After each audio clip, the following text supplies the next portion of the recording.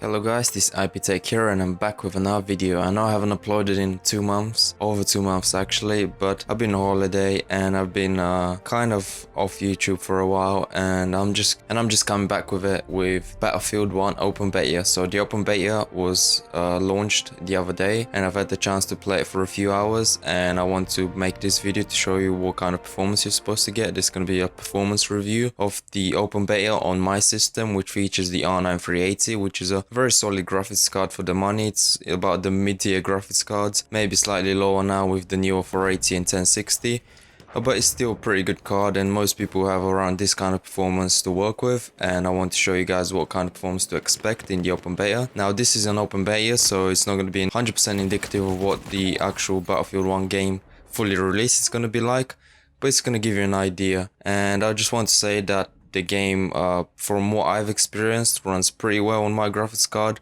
At 1080p high settings, you have no problem over 60 FPS all the time, but I prefer graphics over performance sometimes, or most of the time. And when I play personally, I put on ultra settings and I just run around at about 50-60 FPS, which is playable for me.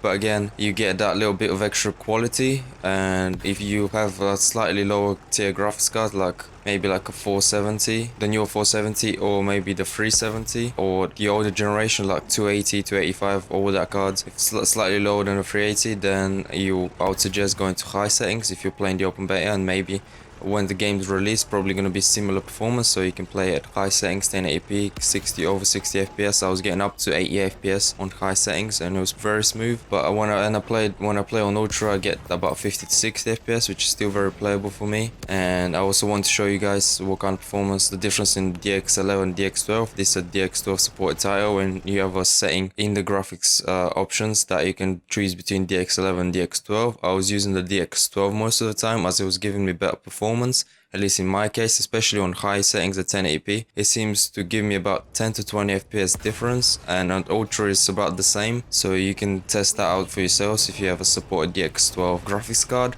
that you can use. And I will be expecting the newer graphics card that support DX12 better to gain more performance from DX12.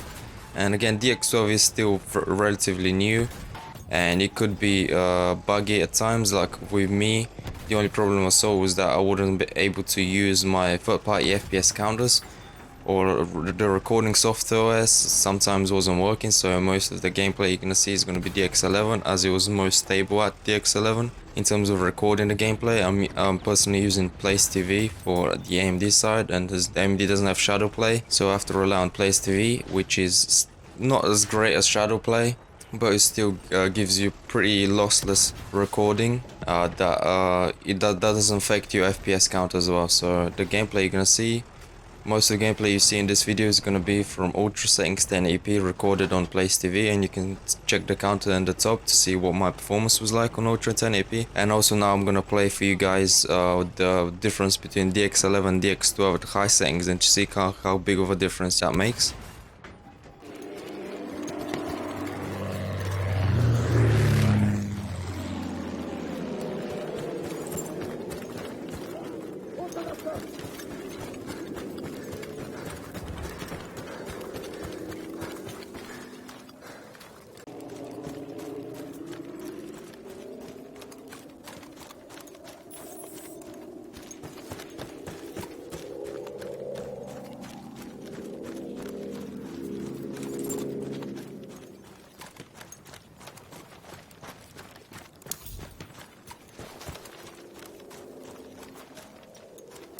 We have lost objective Duff. These are also the graphs I screenshotted from the hardware monitor on MSI Afterburner. And I should mention that my graphics card is overclocked. The base clock for my R9 380 is 1010 MHz, and I've overclocked it to 1100 MHz, which is a very modest overclock, and I just did that because I did see a noticeable improvement in FPS, and it wasn't taxing my graphics card too much. As you know, AMD graphics cards are not very known for overclocking too much. That's the most stable overclock that I've been able to get on my R9 380. As you can see from the graphs, it showed about up to 20 FPS difference, and from the gameplay it was about 10 FPS. So you do get some improvement at 1080p high settings on DX12, and the overall gameplay was a lot smoother. You can notice the improvement in FPS from the DX11 and DX12. It's just with DX12, it's relatively new and not fully supported, I guess, or maybe my graphics card is not fully supported. I was noticing some stuttering, but most of the time was perfect. I was playing at ultra settings just fine, 50-60 FPS, and I was having no problem. So I hope this video showed you guys what kind of performance to expect from the R9 380 and similarly priced graphics card in the same tier. And if you enjoyed it, make sure you give it a like and maybe subscribe to my channel if you want to see more videos like this. I'll be planning on making more videos in the next coming months, and hopefully I won't be leaving the channel for this long. And have a nice day, guys, and I'll see you in the next one.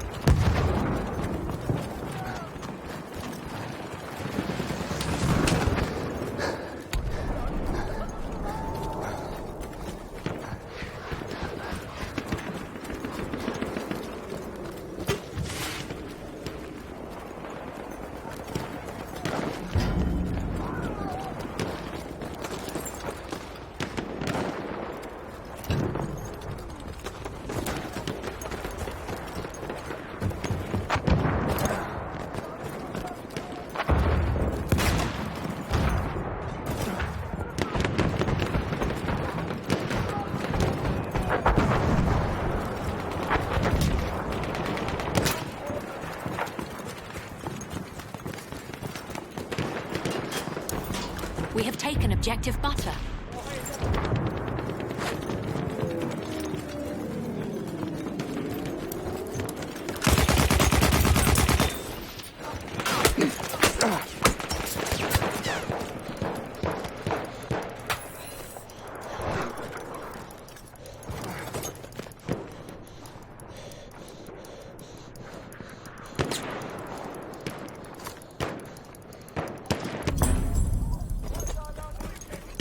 We have lost objective Freddy.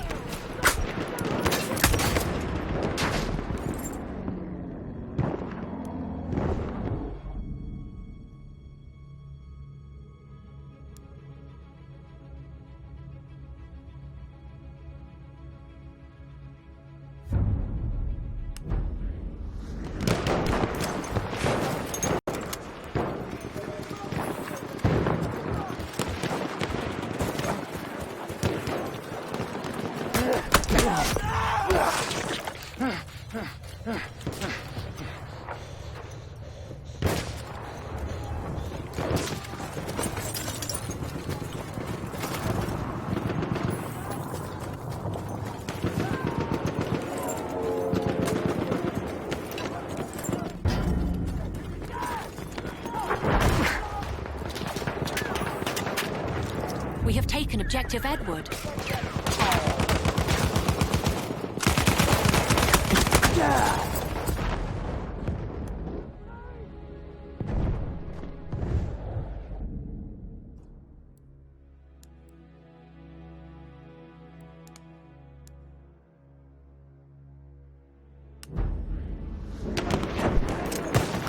We have lost objective Charlie.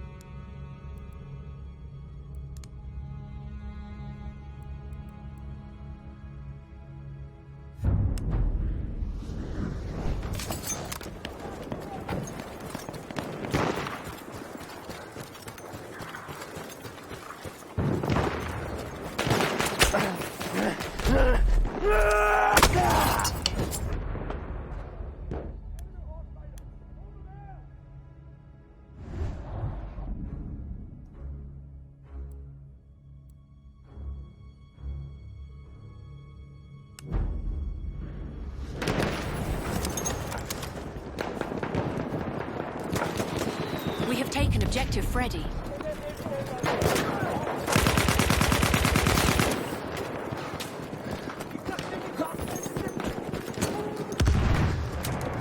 We are losing objective Duff.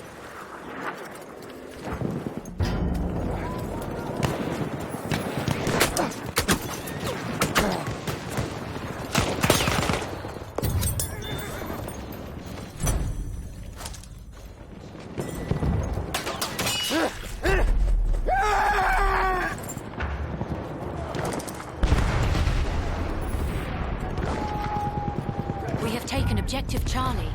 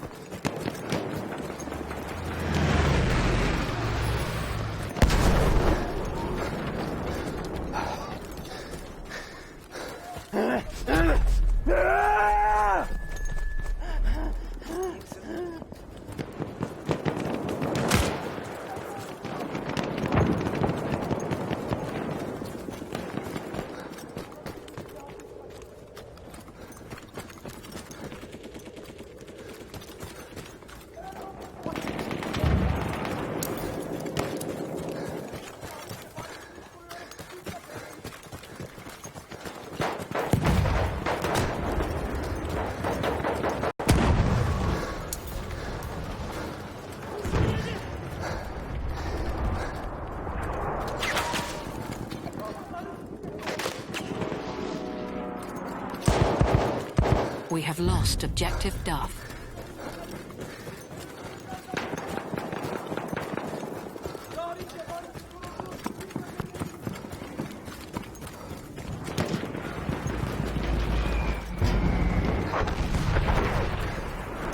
We have lost objective Freddy.